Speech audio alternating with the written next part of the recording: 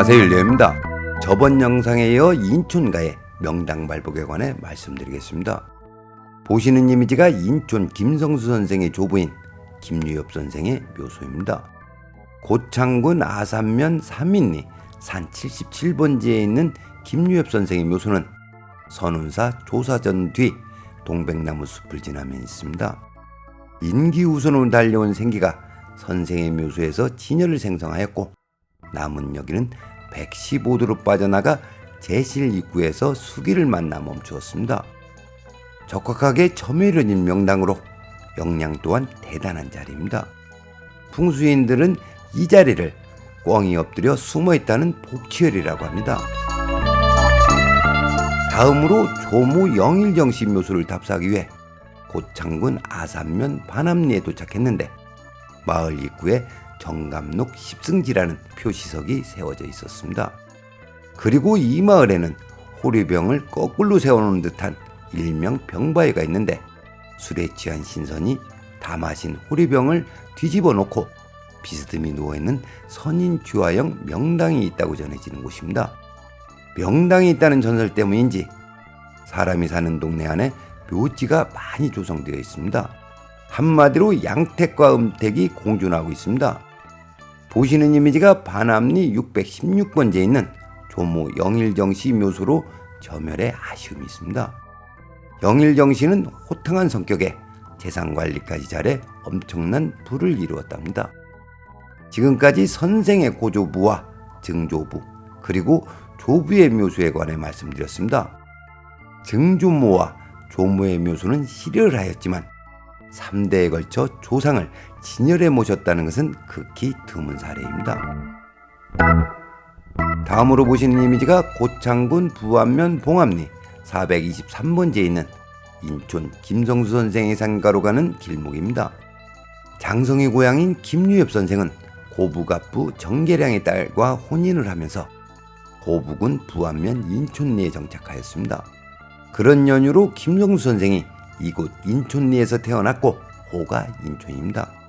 인촌가의 뿌리가 되는 김유엽 선생의 슬하에는 기중, 경중 형제가 있었는데, 인촌 선생은 동생 김경중 선생의 첫째 아들입니다. 그런데 큰아버지 김기중 선생이 아들이 없어 양자로 입적하였습니다. 해서 큰아버지는 양부가 되고 작은아버지는 친부입니다.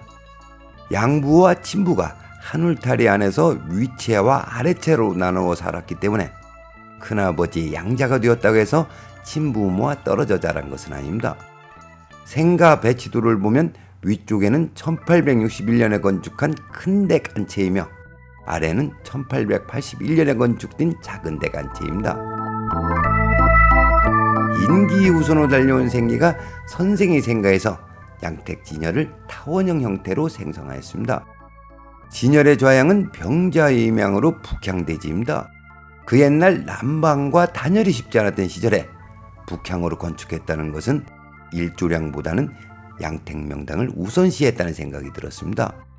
그리고 여러 채의 건물 중에서 양택 진열의 중심에 건축된 건물이 작은댁 안채입니다.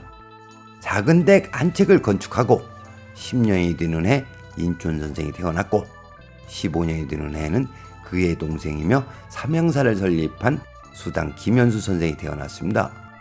그러나 인촌 선생이 16살 되는 해 이고장행을 휩쓸었던 화적대의 행패로 부안군 졸포면 졸포리로 이사하였습니다.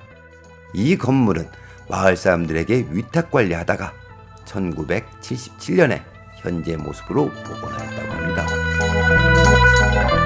다음으로 아래채 마루에 제21대 정운천 국회의원이 태어난 곳이라는 안내판이 있는데, 내용을 살펴보면 아래채 앞마당에 있는 우물을 두고 풍수 전문가들이 명당의 증거가 되는 진흥수라고 한다는 겁니다. 진흥수가 있는 명당 자리는 삼정성을 배출하기 때문에 이곳에서 태어난 인촌 선생은 부통령을 지냈고, 동생인 수당 선생은 기업인으로 성공할 수 있었으며, 정운천 의원은 인촌 선생과 같이 정치 지도자의 길을 가고 있다는 뜻의 안내판입니다. 그렇습니다. 인촌 김성수 선생이 태어난 작은댁 안채는 양택명당입니다. 이 대목에서 아래채 한마당에 있는 우물이 양택명당의 증거가 되는 진흥수인가입니다. 먼저 고서에 나와 있는 진흥수에 관한 내용을 의역하여 말씀드리면, 좋은 내룡은 생기가 왕성하여 진열을 생성하고도 남아 넘쳐 흐르는데 이것이 역이다. 이 역이가 빠져나가 사시사철 마르지 않는 샘을 만들고 그 샘은 진열과 응한다. 이것이 진흥수다 라고 하였습니다. 중요한 것은 진열과 응하는 샘이 진흥수라는 것입니다. 본론으로와 아래체 앞마당에 있는 우물이 여기가 만들어낸 진흥수냐는 질문에 이 우물은 진흥수가 아닙니다. 진열과 서로 응하는 진흥수의 기운은 동일해야 합니다. 그 이유는 진흥수에는 진열의 생기가 녹아있어 진열과 진흥수는 동질의 기운을 형성하기 때문입니다. 그런데 이 우물의 기운은 그렇지 않습니다.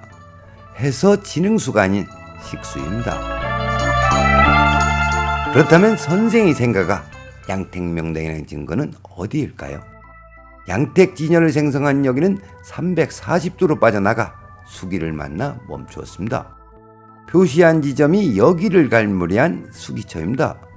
이곳이 양택명당의 증거입니다. 야트막한 청룡과 백호를 보면 이 국세의 물이 이 자리에 모여 빠져나갔다는 것을 알 수 있습니다. 첨언을 하면 여기를 멈추게 하는 수기는 물이 솟아오르는 진흥수와 물과 물이 만나는 합수처, 그리고 눈에 보이지는 않지만 여기를 멈추게 하는 암수가 있습니다.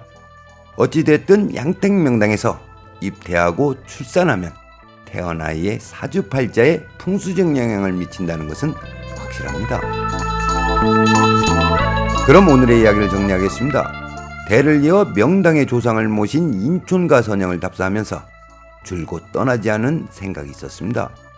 조상을 명당에 모셔 발복하고자 하는 마음이 인간의 끝없는 욕망의 산물인지 아니면 삶의 지혜인지에 관해서입니다.